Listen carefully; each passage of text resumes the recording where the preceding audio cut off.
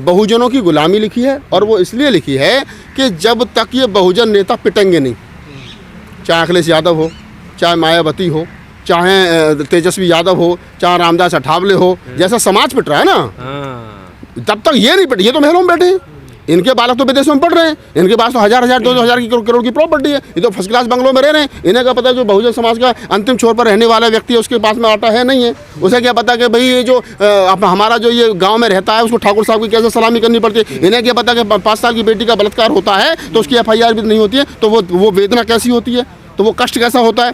तो आप समझिए कि जब तक ये खुद नहीं पिटेंगे तब तक ये एक मंच पर नहीं आएंगे, और पिटे पिटे लोग ही एक मंच पर आते हैं। हमेशा ध्यान रखना, पीटने का मतलब लठ से नहीं होता है। पीटने का मतलब पीटने का और दूसरे हरा दो, जीरो कर दो, वोट मत दो, भगा दो, हुटिंग कर दो, यही पीटना होता है। जहाँ तक हमारा हाथ नहीं पहुँच सकता वहाँ तक हमारी आवाज़ पहुँचती है। लेकिन आज जैसे नारा मेरे कान में आ जाए जय श्री राम, भगदड़ मच जाता साहब, आ गया कोई लगता है मामला।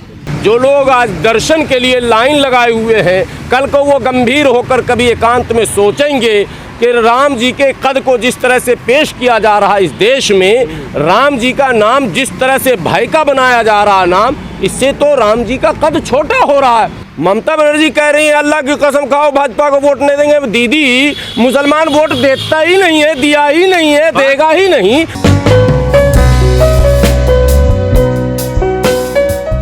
बहुजनों की सत्ता कैसा आएगी? कभी नहीं आएगी और कतई नहीं आएगी। क्यों? बिल्कुल नहीं आनी। और वो इसलिए गुलामी लिखी है, बिल्कुल गुलामी लिखी है। और बहुजनों की गुलामी लिखी है राजनीति में। आपको लगता है कि आपका मैसेज जब लोगों तक जाएगा तो उन्हें डीमोटिवेट करेगा कि डीमोटिवेट नहीं करेगा, मोटिवेट करेगा। मैं एक्सप्लेन कर रहा हूँ ना। बहुजनों की गुलामी लिखी है और वो इसलिए लिखी है कि जब तक ये बहुजन नेता पिटेंगे नहीं, चाहे अखिलेश यादव हो, चाहे मायावती हो, चाहे तेजस्वी यादव हो, चाहे रामदास अठावले हो, जैसा समाज पिट रहा है ना, तब तक ये नहीं पिटे। ये तो महलों में बैठे हैं, इनके बालक तो विदेशों में पढ़ रहे हैं, इनके पास तो हजार हजार 2,000 की करोड़ की प्रॉपर्टी है, ये तो फर्स्ट क्लास बंगलों में रह रहे हैं। इन्हें क्या पता है जो बहुजन समाज का अंतिम छोर पर रहने वाला व्यक्ति है उसके पास में आटा है नहीं है, उसे क्या पता कि भाई ये जो हमारा जो ये गांव में रहता है उसको ठाकुर साहब की कैसे सलामी करनी पड़ती है। इन्हें क्या पता कि 5 साल की बेटी का बलात्कार होता है तो उसकी FIR भी नहीं होती है, तो वो वेदना कैसी होती है, तो वो कष्ट कैसा होता है। तो आप समझिए कि जब तक ये खुद नहीं पिटेंगे तब तक ये एक मंच पर नहीं आएंगे, और पिटे पिटे लोग ही एक मंच पर आते हैं। हमेशा ध्यान रखना, हमेशा तो नहीं, दोस्ती जो होती है ना वो कुटे हुए बाजरा में और छाछ में होती है। क्योंकि पहले दूध पिटता है, फिर दही बनती है, दही पिटती है, फिर उसमें से छाछ निकलती है, बाजरा कुटता है, फिर गर्म होता है, फिर कुटता है, फिर उसमें से दलिया बनता है। तो कुटा हुआ दलिया और छाछ दोनों बढ़िया करके भत्ता भात बनता है। अब अगर तुम बाजरे को दूध में डालोगे तो वो जिंदगी में नहीं मिले। तो पिटे पिटे की दोस्ती होती है। समाज पिटे पिटे लोग एक मंच पर आने को तैयार हैं, लेकिन जो नेता हैं वो नहीं पिट रहे हैं। ये भी थोड़ा सा पिटे तो मजा आए और फिर बहुजनों की सरकार बने। आप जाएंगे पिटने उन्हें? नहीं, हम क्यों जाएंगे? सिस्टम पीटेगा। मैं समाज थोड़ा ही हूँ, मैं तो समाज की एक छोटा सा अंग हूँ। पीटने का मतलब लठ से नहीं होता है। पीटने का मतलब पीटने का और दूसरे हरा दो, जीरो कर दो, वोट मत दो, भगा दो, हुटिंग कर दो, यही पीटना होता है। जहाँ तक हमारा हाथ नहीं पहुँच सकता वहाँ तक हमारी आवाज़ पहुँचती है। देश देख रहा है, देश के बहुसंख्यक देख रहे हैं।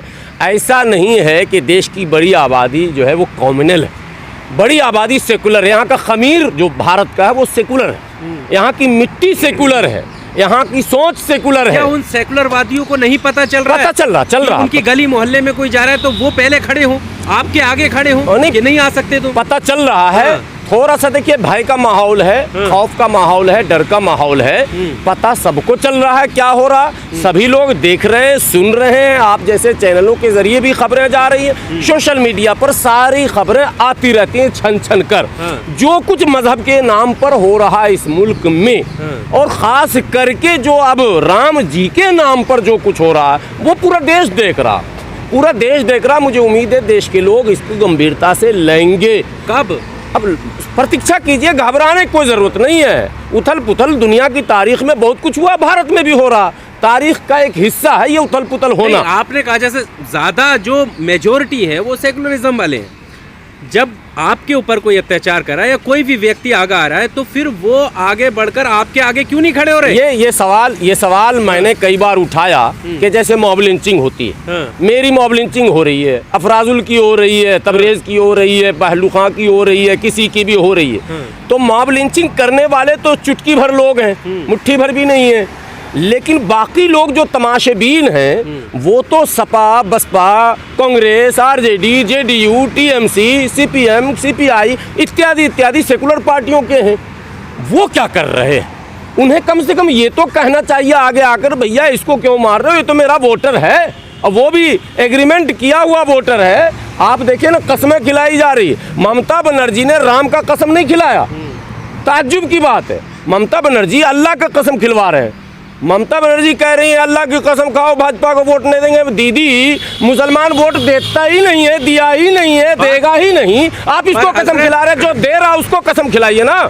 सवाल यहाँ पर वोट का या वोट बैंक का नहीं है, मैं एक माइंडसेट का कह रहा हूँ। तो जो सेकुलरिज्म के आड़ में कुछ हमारे लीडरान भी जो मैंने मिसगाइड कर रहे हैं, मिसलीड कर रहे हैं, उनको मैं सतर्क करना चाहता हूँ। आम जन यहाँ का सेकुलर है, बड़ी आबादी यहाँ का बहुत अच्छी सोच का है, लेकिन कहीं ना कहीं वो चुप है। उसकी चुप्पी का ये चुटकी भर लोग, मुट्ठी भर लोग फायदा उठा रहे हैं। इसलिए मैं देश के उन तमाम सेकुलर सोच रखने वालों से हाथ जोड़कर विनती करता हूँ, अब आप चुप मत रहिए।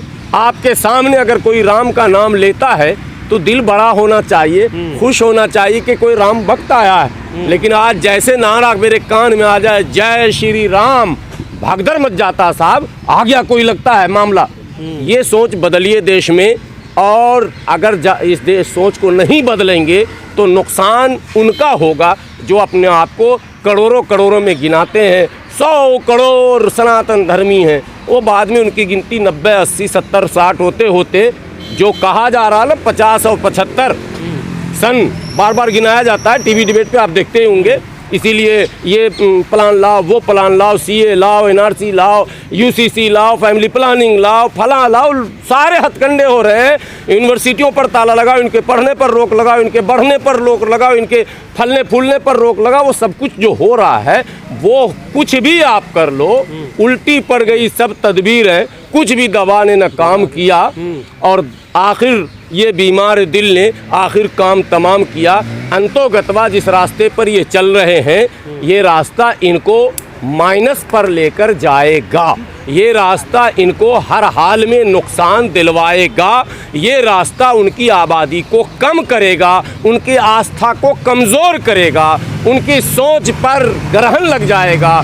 जो लोग आज दर्शन के लिए लाइन लगाए हुए हैं, कल को वो गंभीर होकर कभी एकांत में सोचेंगे कि राम जी के कद को जिस तरह से पेश किया जा रहा है इस देश में, राम जी का नाम जिस तरह से भय का बनाया जा रहा है नाम, इससे तो राम जी का कद छोटा हो रहा है। तो राम जी के प्रति सच्ची श्रद्धा रखने वाले लोग आगे आकर ऐसे लोगों से खुद लड़ेंगे। इंतज़ार कीजिए, घबराने की कोई ज़रूरत नहीं।